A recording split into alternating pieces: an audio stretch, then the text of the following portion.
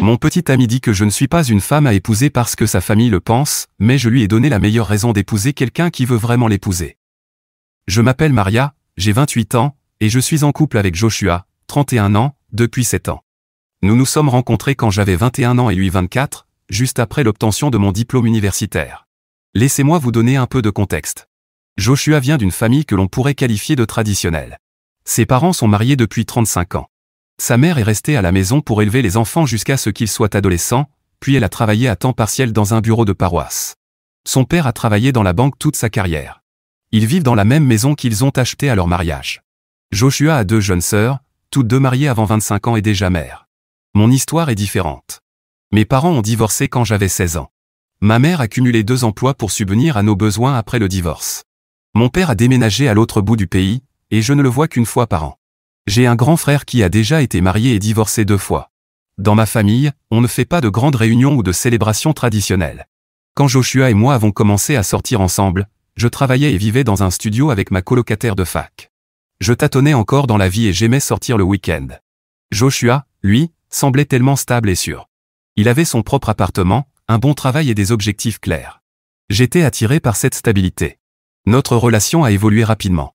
Nous étions exclusifs au bout de 2 mois, et dès le 3e, je passais la plupart de mes nuits chez lui. Pour notre premier anniversaire, nous vivions quasiment ensemble. J'ai officiellement emménagé après 2 ans. Les premières années étaient formidables. Joshua m'a encouragé à prendre des risques dans ma carrière. Quand je voulais changer d'entreprise, il m'a aidé à m'entraîner pour les entretiens. Quand j'étais nerveuse à l'idée de demander une augmentation, il m'a coaché. Il a soutenu ma décision de faire un master à temps partiel. Nous avons voyagé ensemble, assisté à des concerts, testé de nouveaux restaurants. Je lui ai présenté mes amis d'université et de travail. Il m'a présenté à sa famille et à ses collègues. Ses parents semblaient bien m'aimer. Ses sœurs m'incluaient dans les discussions familiales et m'invitaient aux anniversaires de leurs enfants. Mais avec le temps, certaines choses ont commencé à me déranger. Joshua faisait parfois des remarques sur d'autres couples. Quand un collègue s'est fiancé après 3 ans de relation, Joshua a dit que c'était trop tôt et qu'ils auraient dû attendre plus longtemps. Quand sa sœur est tombée enceinte de son 3e enfant, il a dit qu'elle allait trop vite et aurait dû espacer les naissances. Sa famille faisait aussi des commentaires. Sa mère a dit une fois que j'avais un travail intéressant pour une femme de mon âge. Son père m'a demandé si je comptais continuer à travailler après le mariage. Ses sœurs parlaient de leurs enfants, puis demandaient quand Joshua et moi comptions fonder une famille. Ils changeaient toujours de sujet quand ces sujets étaient abordés. Il y a environ 1 an, j'ai commencé à parler plus directement du mariage. Nous étions ensemble depuis 6 ans. La plupart de nos amis se fiançaient ou se mariaient. J'avais 27 ans et je commençais à réfléchir au bon moment pour avoir des enfants. Joshua disait toujours qu'il ne fallait pas se presser, que nous étions heureux comme ça. Il y a 3 mois, sa sœur cadette a annoncé qu'elle était enceinte de son 2e enfant. Lors du dîner familial où la nouvelle a été partagée, la mère de Joshua a dit qu'elle aimerait avoir d'autres petits-enfants bientôt. Elle m'a regardé directement en disant cela. Joshua n'a rien dit. Ce soir-là, je lui ai dit qu'on devait parler de notre avenir. Je lui ai dit que je l'aimais et que je voulais passer ma vie avec lui, mais que j'avais besoin de savoir s'il ressentait la même chose. Je lui ai demandé directement s'il s'imaginait m'épouser et fonder une famille. Joshua est resté silencieux longtemps. Puis il a dit qu'il m'aimait et qu'il ne pouvait pas imaginer sa vie sans moi, mais qu'il n'était pas encore prêt à se marier. Je lui ai demandé ce qu'il attendait. Il a dit qu'il voulait d'abord être plus avancé dans sa carrière. Il avait été promu 6 mois plus tôt et gagnait bien sa vie, donc ça ne faisait pas sens pour moi. J'ai insisté. J'ai demandé si c'était une question d'argent, de timing ou de moi. Il est devenu mal à l'aise et a dit que ce n'était rien de tout ça, qu'il n'était juste pas prêt. Je lui ai demandé quand il pensait être prêt. Il a dit qu'il ne pouvait pas me donner de délai. 2 semaines plus tard, j'ai relancé le sujet. Je lui ai dit que j'avais peur qu'on ait des visions différentes de l'avenir. Je lui ai dit que je voulais me marier et avoir des enfants, et que j'avais besoin de savoir s'il voulait la même chose. J'ai bien précisé que je ne voulais pas le forcer, j'avais juste besoin de clarté. Cette fois, Joshua a été plus précis. Il a dit qu'il voulait se marier un jour, mais qu'il n'était pas sûr que ce soit avec moi. Il a dit que j'étais une copine formidable et qu'il adorait être avec moi, mais qu'il avait des doutes sur le fait que je sois la bonne personne à épouser. Je lui ai demandé ce qu'il voulait dire. Il a dit que j'étais drôle et pleine de vie, et qu'il adorait ça chez moi, mais que ce n'étaient pas les qualités qu'il recherchait chez une épouse. Il a dit que je sortais trop, que j'étais trop à l'aise pour parler de choses personnelles avec des gens qu'on connaissait à peine. Il a dit que j'étais trop détendu à propos de choses qui, selon lui, devaient être prises plus au sérieux. Je lui ai rappelé qu'il aimait sortir avec moi avant, que rien de tout ça ne l'avait dérangé jusque-là. Joshua a dit que ces choses étaient acceptables en couple, mais que le mariage, c'était autre chose. Il a dit qu'il voulait une épouse plus centrée sur la construction d'un foyer et d'une famille. Quelqu'un qui serait une bonne mère et s'intégrerait bien aux valeurs de sa famille. Je lui ai demandé ce que ça signifiait concrètement. Il a dit que sa femme idéale serait quelqu'un de plus traditionnel, qui aimerait organiser des dîners et gérer la maison, qui serait prête à mettre sa carrière en retrait pour élever les enfants. Quelqu'un qui serait un bon exemple pour leurs futurs enfants. Je lui ai dit que je pouvais faire tout ça. Que j'aimais cuisiner et recevoir. Que je voulais vraiment des enfants et que j'étais prête à ajuster ma carrière en fonction. Je lui ai rappelé à quel point je m'entendais bien avec sa famille. Joshua a dit que ce n'était pas une question de ce que je pouvais faire, mais de qui j'étais. Il a dit que j'étais trop indépendante et trop centrée sur mes propres objectifs. Que j'étais trop à l'aise avec des choses qui le mettaient mal à l'aise. Qu'il avait besoin d'une femme naturellement plus portée vers des valeurs traditionnelles. J'ai demandé des exemples concrets. Il a dit que je parlais trop ouvertement de notre relation à mes amis, que j'étais trop affectueuse en public, que je m'habillais parfois trop de manière provocante, que je buvais trop quand on sortait, que j'étais trop bruyante et attirais trop l'attention. Rien de tout cela n'était nouveau, je suis la même depuis 7 ans. J'ai toujours été affectueuse avec lui, j'ai toujours aimé sortir et être sociable, j'ai toujours eu le même style vestimentaire. Il ne s'en était jamais plaint auparavant. Je lui ai demandé pourquoi il restait avec moi s'il avait tant de reproches à faire à qui je suis. Il a dit qu'il m'aimait et qu'il aimait notre relation, mais que l'amour ne suffisait pas pour le mariage. Il a dit que le mariage, c'était construire une vie ensemble et qu'il n'était pas sûr qu'on soit compatible pour ça. La conversation s'est terminée alors que nous étions tous les deux bouleversés. Joshua a dit qu'il avait besoin de temps pour réfléchir. Je lui ai dit que moi aussi, j'avais besoin de temps pour comprendre ce que tout cela signifiait pour nous. C'était il y a 2 semaines. Nous vivons toujours dans le même appartement, mais nous ne parlons presque plus. Il dort dans la chambre d'amis maintenant. On reste poli, mais on ne communique que pour les choses de la maison. J'aime Joshua et je veux l'épouser, mais je commence à réaliser qu'il ne veut peut-être pas m'épouser, du moins pas la vraie moi. Mise à jour 1. J'ai lu chaque commentaire. Beaucoup de gens m'ont dit que je devrais quitter Joshua immédiatement, d'autres ont dit que je devrais essayer d'arranger les choses. Certains ont suggéré une thérapie de couple. J'ai apprécié tous les conseils, mais j'ai décidé que j'avais besoin d'une dernière conversation honnête avec lui avant de prendre une décision majeure. 2 jours après ma publication, Joshua est venu me parler. Il a dit qu'il avait réfléchi à notre discussion et qu'il s'était rendu compte qu'il avait peut-être été injuste envers moi. Il a dit qu'il m'aimait et voulait essayer de réparer les choses. J'ai eu de l'espoir, pensant que nous pourrions peut-être trouver un chemin ensemble. Je lui ai dit que j'étais prête à l'écouter et à avancer à 2. Joshua m'a dit qu'il avait parlé de notre relation avec ses parents. Il a dit que sa mère avait exprimé certaines inquiétudes à mon sujet. Il a dit que son père pensait que j'étais une bonne fille, mais doutait que je sois prête pour le mariage. J'ai demandé quelles étaient précisément les inquiétudes de ses parents. Joshua m'a dit que sa mère pensait que j'étais trop centrée sur ma carrière et pas assez sur le fait de fonder une famille. Elle pensait que j'étais trop indépendante et que je ne serais pas heureuse en me posant. Son père, lui, me trouvait immature et pensait que je devais encore mûrir avant de me marier.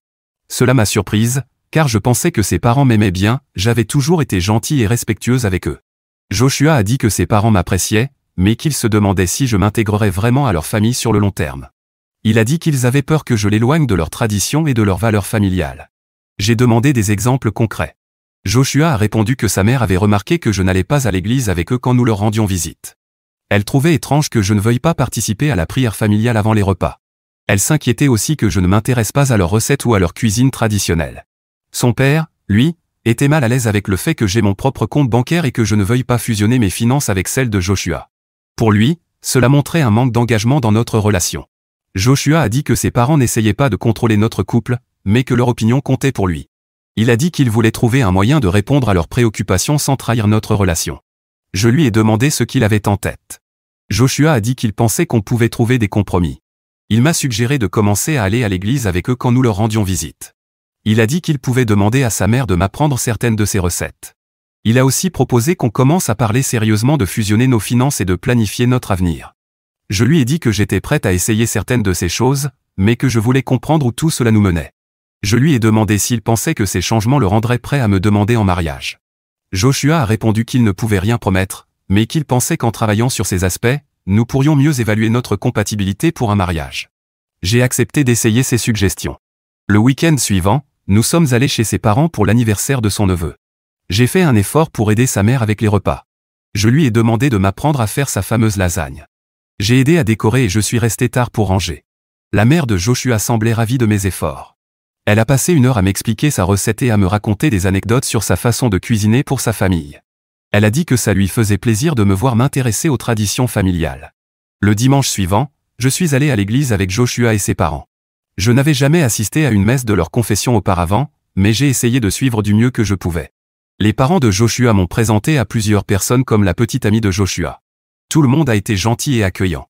Après l'église, nous avons déjeuné chez ses parents avec la famille de sa sœur. La conversation était agréable, et j'ai eu l'impression de bien m'intégrer à la dynamique familiale. Au fil des semaines suivantes, j'ai continué mes efforts. J'ai commencé à cuisiner plus de plats traditionnels à la maison. J'ai demandé d'autres recettes à la mère de Joshua. J'ai commencé à lire des articles sur les finances personnelles et j'ai proposé à Joshua qu'on commence à planifier ensemble nos gros achats. Joshua semblait heureux des changements que je faisais. Il était plus affectueux, nous avons recommencé à dormir dans le même lit. Il me faisait des compliments quand je cuisinais ses plats préférés ou quand je portais des vêtements plus sobres lors des événements familiaux. Mais quelque chose me dérangeait. Je réalisais que je modifiais des aspects fondamentaux de ma personnalité juste pour correspondre aux attentes de sa famille. Je passais mes dimanches matins à l'église alors que je ne croyais pas. Je faisais semblant de m'intéresser à la cuisine, alors que je n'y ai jamais pris plaisir. Je changeais ma façon de m'habiller, je faisais attention à ce que je disais devant sa famille. 3 semaines après le début de cette expérience, la sœur de Joshua nous a invités à dîner chez elle. Elle avait préparé un grand repas et convié plusieurs amis de la famille. Pendant le dîner, un invité a fait remarquer à quel point c'était agréable de voir Joshua avec une petite amie aussi traditionnelle. Il a dit que j'avais l'air bien plus mûr et posé que les anciennes copines de Joshua. J'ai compris à ce moment-là que Joshua avait parlé à sa famille et à ses amis des changements que je faisais. Il les présentait comme la preuve que je devenais plus apte au mariage. Après le dîner, le beau-frère de Joshua m'a pris à part et m'a dit qu'il était content de me voir trouver ma place dans la famille. Il a dit que les parents de Joshua étaient inquiets à mon sujet depuis un moment, mais qu'ils se sentaient désormais plus rassurés en me voyant m'ouvrir aux valeurs familiales. Ce soir-là, j'ai demandé à Joshua ce qu'il leur avait dit. Il m'a expliqué qu'il avait mentionné à sa famille que je travaillais à devenir plus traditionnel et tourné vers la famille. Il pensait qu'il était important qu'ils voient que j'étais capable de changement et d'évolution. Je lui ai demandé s'il leur avait dit que je faisais ces changements spécifiquement pour répondre à leurs inquiétudes concernant notre relation. Joshua a dit qu'il avait peut-être mentionné ça, mais qu'il ne pensait pas que c'était si important. Je lui ai demandé s'il avait déjà pris ma défense face à ses parents quand ils exprimaient des doutes sur notre relation. Il m'a répondu qu'il avait essayé de les aider à mieux me comprendre, mais qu'il trouvait aussi que certains de leurs points étaient valables. Je lui ai demandé s'il leur avait déjà parlé des choses qu'il aimait chez moi, celles qui lui avaient donné envie d'être avec moi pendant 7 ans. Il a dit que oui, mais qu'il pensait qu'il était plus important de se concentrer sur les domaines où je pouvais m'améliorer. Je lui ai dit que j'avais besoin d'arrêter de faire ces changements et de redevenir moi-même. Il m'a demandé pourquoi j'abandonnais alors que tout se passait si bien. Il a dit que ses parents commençaient enfin à m'accepter, et qu'ils se sentaient plus confiants quant à notre avenir. Je lui ai répondu que je ne pouvais pas construire un mariage en prétendant être quelqu'un que je ne suis pas. Je lui ai dit que s'il avait besoin que je change fondamentalement pour être accepté par lui et sa famille, alors peut-être que nous n'étions pas compatibles. Joshua a dit que j'exagérais et que tous les couples doivent faire des compromis. Il a dit que je gâchais tous les progrès que nous avions faits. Cette nuit-là, j'ai déménagé dans la chambre d'amis. Nous n'avons plus reparlé de mariage depuis, mais je sens bien qu'il est frustré contre moi. Il fait régulièrement des remarques comme quoi je suis têtu ou que je sabote notre relation. Je ne sais plus quoi faire. J'ai l'impression d'être revenu au point de départ, mais cette fois avec une vision plus claire de ce que Joshua attend réellement de moi. Et je ne suis pas sûr de pouvoir lui offrir cela sans me perdre complètement. Mise à jour 2. Il y a environ 3 semaines, la mère de Joshua m'a appelé directement. Elle m'a dit qu'elle voulait avoir une conversation avec moi au sujet de ma relation avec Joshua. Elle m'a invité à déjeuner sans Joshua, ce qui ne s'était jamais produit auparavant. La mère de Joshua a commencé la conversation en disant qu'elle voyait bien que j'aimais Joshua et qu'elle savait qu'il m'aimait aussi. Elle a dit qu'elle observait notre relation depuis 7 ans et qu'elle voulait me faire part de quelques réflexions. Elle a dit que, depuis le début, elle avait des doutes à mon sujet parce que j'étais très différente des autres femmes de leur famille. Elle a dit que mes valeurs et mes priorités semblaient différentes de ce à quoi ils étaient habitués. Elle m'a donné des exemples précis. Elle a dit que j'étais la première petite amie que Joshua avait présentée qui ne posait pas de questions sur l'histoire familiale ou ne montrait pas d'intérêt pour leurs traditions. Elle a dit que j'étais la première à ne pas sembler impatiente de m'intégrer à la dynamique familiale. Elle a noté que j'avais toujours l'air préoccupé par mon travail ou mes propres projets, plutôt que de me concentrer sur Joshua et sa famille. Elle a ajouté que j'avais l'air distraite lors des réunions de famille et que je n'interagissais pas beaucoup avec les enfants. Cela m'a déstabilisé, car j'ai toujours eu l'impression d'être gentil et investi avec la famille de Joshua. Je lui ai demandé des exemples précis de moments où j'aurais semblé distraite ou désintéressée. Elle m'a dit qu'à l'anniversaire du neveu de Joshua l'année dernière, j'avais passé la plupart de mon temps à discuter avec une cousine de Joshua de son travail, au lieu d'aider avec les enfants. Elle m'a dit qu'elle avait remarqué que j'essayais dernièrement de m'intégrer davantage à la famille, et qu'elle appréciait cet effort, mais elle s'inquiétait que ces changements ne soient pas sincères. Elle disait qu'elle voyait bien que je me forçais à m'intéresser à la cuisine et à aller à l'église, et qu'elle ne pensait pas que ce serait tenable sur le long terme.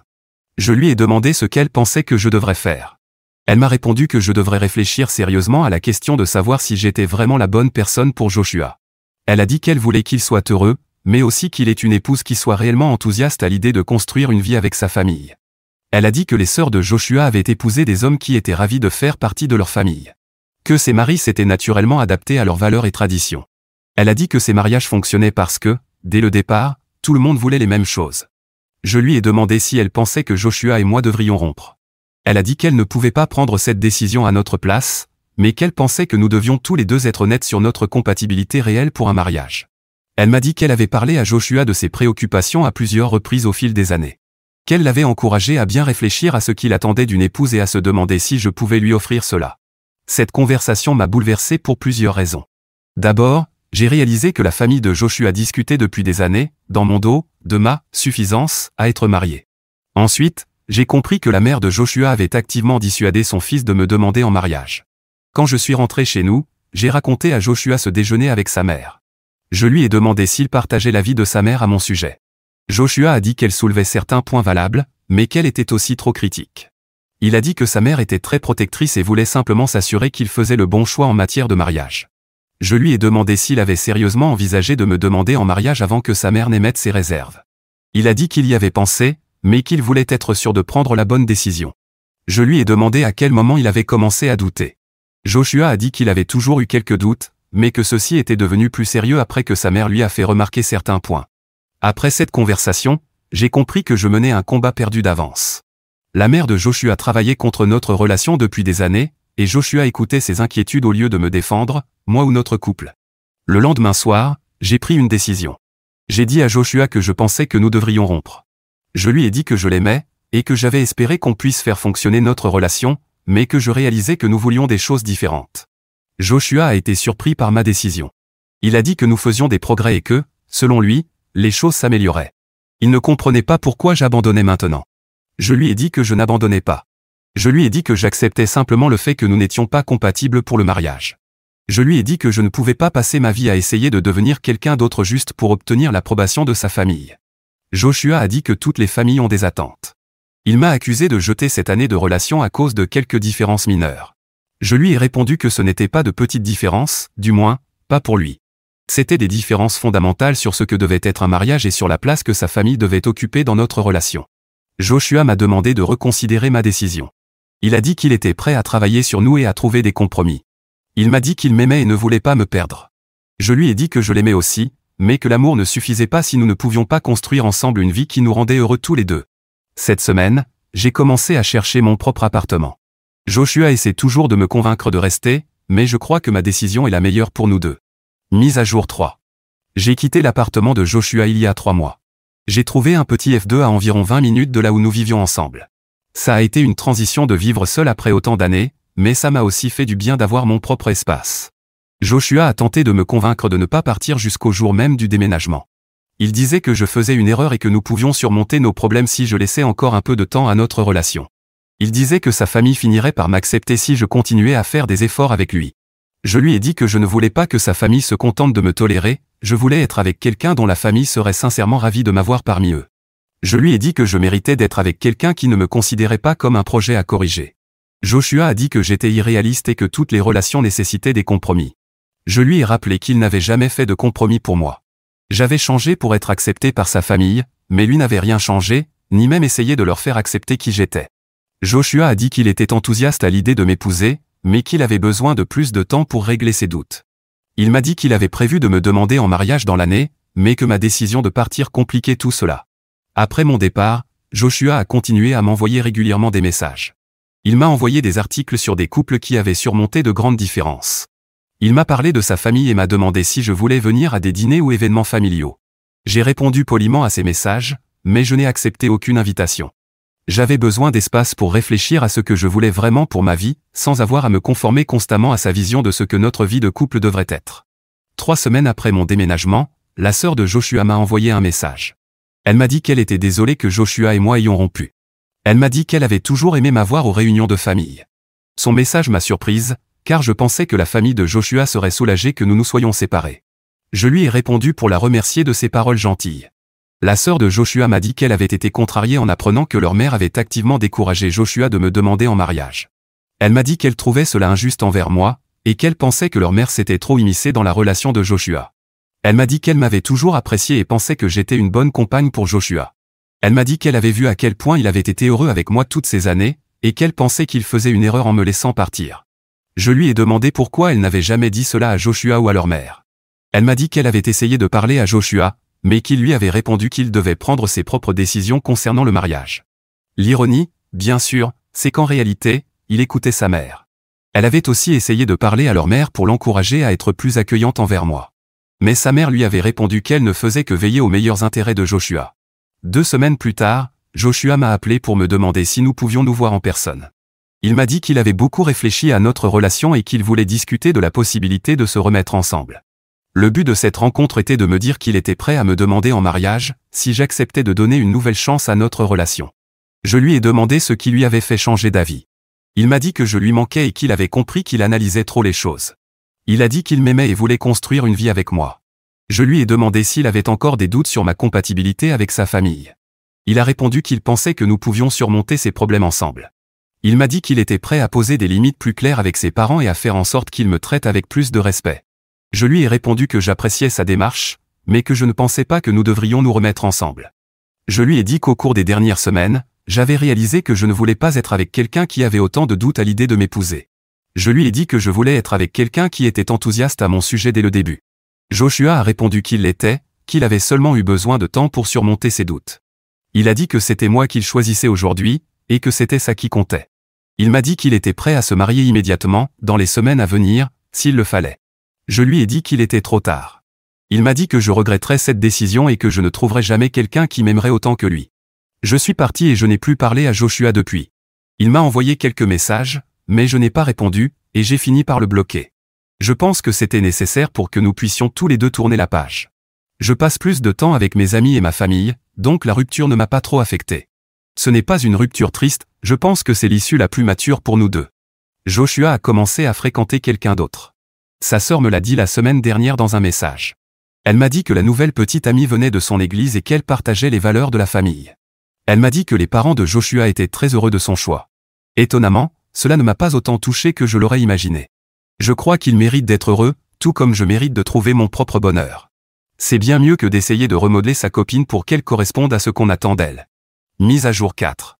Je me suis souvenu de ces publications parce que j'ai eu des nouvelles de mon ex, Joshua, il y a environ une semaine. Si vous vous souvenez, il voulait que je sois une épouse plus traditionnelle pour plaire à sa famille, et nous avons rompu après une longue relation parce que nous étions simplement incompatibles. Je n'avais plus eu de nouvelles de lui après cela. J'ai déménagé 1 an après notre rupture, et cela fait maintenant 5 ans que je vis ici. J'ai complètement perdu contact avec lui et toute sa famille. La dernière chose que j'avais apprise, c'était qu'il avait trouvé une petite amie à l'église, quelqu'un de plus aligné avec ses valeurs, et c'était tout. Mais il y a environ une semaine, il m'a contacté depuis un nouveau numéro, car je l'avais bloqué après ses derniers messages, pour que nous puissions chacun avancer dans nos vies. Il a appelé, et j'ai répondu parce que je pensais que c'était peut-être lié au travail. Mais c'était lui, et ça m'a prise de court. On a commencé à parler, et il m'a raconté un peu sa vie et la raison de son appel. Nous avons parlé pendant environ 30 minutes, mais je peux résumer en 2 points principaux. Il s'était marié 1 an après avoir commencé à fréquenter cette petite amie de l'église, ce qui m'a confirmé que, s'il avait vraiment voulu m'épouser, il l'aurait fait. Je n'étais tout simplement pas ce qu'il recherchait, et il aurait toujours eu des doutes à mon sujet. Mais avec cette femme-là, il n'avait aucun doute, et le mariage s'est fait rapidement. Ce mariage a échoué, au bout de 2 ans, il a découvert qu'elle le trompait, et ils ont fini par divorcer. Ses parents l'ont encouragé à sauver son mariage, à aller en thérapie de couple, et à ne pas abandonner. Apparemment, ses parents adoraient sa femme parce qu'elle représentait tout ce qu'ils avaient toujours voulu, à part, bien sûr, l'infidélité. Même après cela, ils voulaient qu'ils essaient encore avant de divorcer.